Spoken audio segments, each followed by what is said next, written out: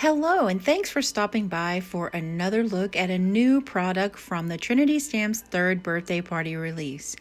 This is It's a Beautiful Day in the Neighborhood stamp set and coordinating dies.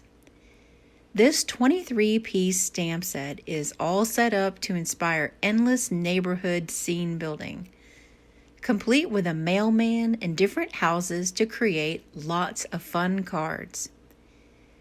Use just one house for a cute 4-bar or A2 sized card, or create a whole Slimline neighborhood. The possibilities are endless. These houses would look adorable on an envelope front too. Here are all of the images stamped and die cut for you to see, and it is so much fun to create with this.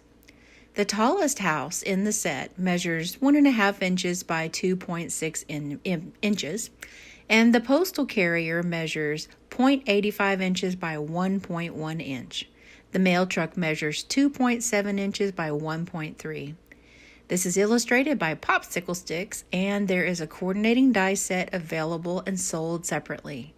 I hope you've enjoyed having a first look at It's a Beautiful Day in the Neighborhood. It's available on June 25th.